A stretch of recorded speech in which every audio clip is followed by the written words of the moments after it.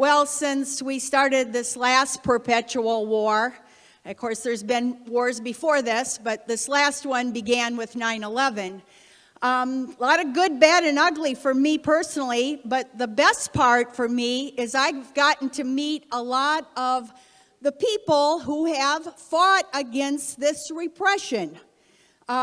Two of them are deceased. Pete Seeger, I got to meet him personally. I got to go to his 90th birthday party. And, you know, he lost everything during the end of the Vietnam War. He lost his entire career. He was completely blackballed for many years. And even the Smothers Brothers had to censor him. Then I met Daniel Ellsberg. And so he was this great, I'll talk more about him. The third one I had the great honor and privilege to meet was Julian Assange. And I and other retired intelligence professionals went in, you know, not midway, but maybe at the beginning when he was already in custody, he wasn't in custody, but he was in asylum in the Ecuador embassy consulate for the first couple of years. My group gave him an award, and it wasn't an award for journalism, as 20-some other major journalist groups, press groups have given him. You never hear this on NPR when they're talking about it. If it's ever brought up, he's never, ever called someone who is a journalist and a publisher who's won numerous awards for publications. No, we gave him an award for integrity and intelligence. And the first two people who ran up to him to hand him our award were Daniel Ellsberg and Craig Murray, the former UK ambassador. When he gave a talk in a press venue in the UK, they quick ran up and gave him the award. Then later, we went into the Ecuadorian embassy and had later talks about this.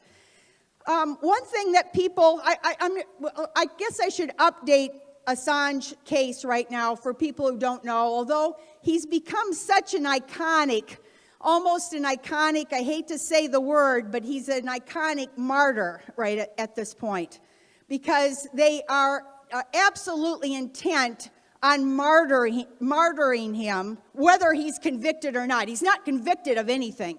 They've held him one way or the other for like 12 years now. 12 years. And that would actually take the life out of most people.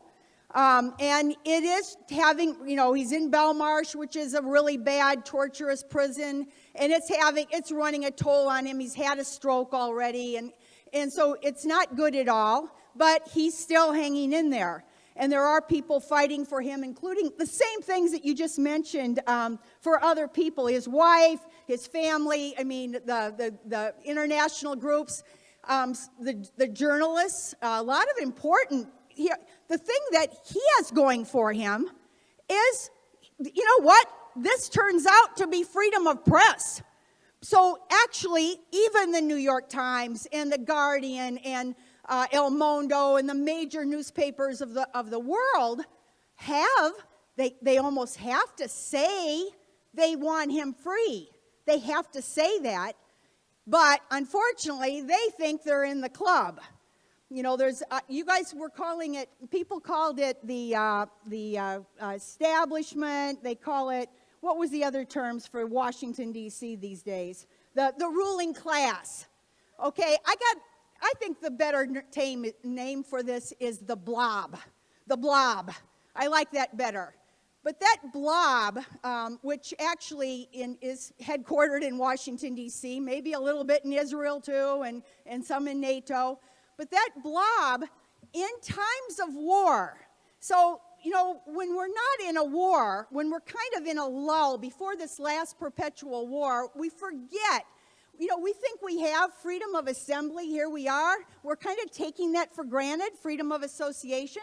All those years, at least I'm going to be 70, and all those years after Vietnam, I think we took it for granted that there was some freedom of speech and freedom of press.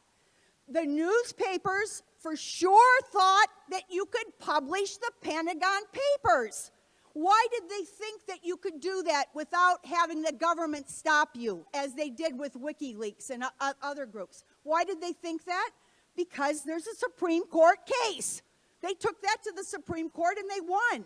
But guess what? That's over now. That's over now. That, you know, what people have said. Not only international law, the Vienna Conventions, the Geneva Conventions, all of the international law that I studied, not only is that over, but our domestic law is over too. And the main pillar for our ability to unite, we talked about uniting, building movements. The main pillar of that is the First Amendment. Freedom of speech, press, and association. When that goes up in smoke, as they are attempting to do, and they're attempting to do that by martyring Julian Assange, and also by complete censorship. People mention the word disinformation. Okay, there is a disinformation complex right now. And it's a big business. They're going to give college degrees for disinformation. And the funny thing is, if your Democrats are in power, then certain things are disinformation, you know, whatever. If you're Republicans, wait a minute, I'll just give an example. When the Democrats were in power, the big disinformation was Russiagate. Okay, so Russiagate was all a hoax. But we had to listen to Rachel Maddow every night talking about this. These were all lies. So disinformation by the blob is they can come up with anything. They can say anything is untrue. And this is in times of war. We have the Espionage Act from 1917 when Woodrow Wilson decided he was going to go to war, and Debs and others were all against it. He had to turn all of his supporters, who he had promised peace to, into warmongers. And he did that by passing the Espionage Act and the Sedition Act, and they started putting all of the people that were against war into jail. It is happening again. It happened during Vietnam again. It reared its ugly head. That's why we had Daniel Ellsberg. I will just say one other thing here, which is that if we want the truth, remember what Julian Assange his famous quote is, if lies can start wars, then the truth should be able to end them. The Pentagon Papers did a fair job, actually, of ending the Vietnam War. It played a role in that. And that was the whole theory. But now with the disinformation complex, they have to manipulate your minds. And they do that through censorship of the truth.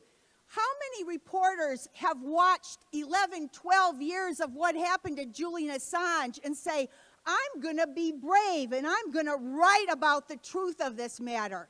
Well, you're going to be, first of all, you'll be fired in a New York second. I and another Minnesotan are going to go on the Gaza flotilla here. And, you know, pretty darn, you know what?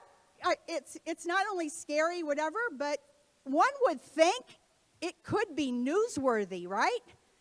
We were told already well, we weren't told directly, but indirectly by our major newspaper here, it's not newsworthy. And why is it not newsworthy? It's because of this repression and disinformation that we're living in.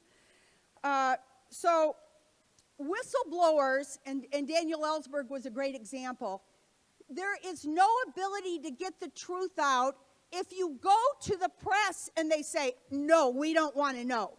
They put their hands over their ears. We won't publish that. It's not newsworthy. Actually, Daniel Ellsberg had that experience. He went for like a year or two, and he had the papers right with him, and nobody would publish them for a while. So that's the kind of situation we're in, and we need more people. I'm going to end on a more positive note. This has become a millstone around Biden. Biden knows that they do not have a legal leg to stand on to imprison a publisher. okay? And also, our whole democracy goes up in smoke. Our rule of law, everything depends on the First Amendment. Our ability to share information. Everything ends if we don't have the First Amendment. That was Thomas Jefferson knew that. And Biden knows, so that what he's trying to do is push it to the election. And hoping, of course, that maybe, Assange might stroke out or something. But they're trying to push this off. And this is why, for all the activism that we can do, it is a time when we can have an impact. So if more people, I still think that, maybe there's some decent person left in government. And if we could fall on that person, if we could get more whistleblowers, if we could get the press, by the way, if we could even get the ACLU, who is keeping quiet about this because they're part of this whole repression too. So anyway, we need to do more, and at the very least, remember what's at stake. It's about our ability to even have a conference.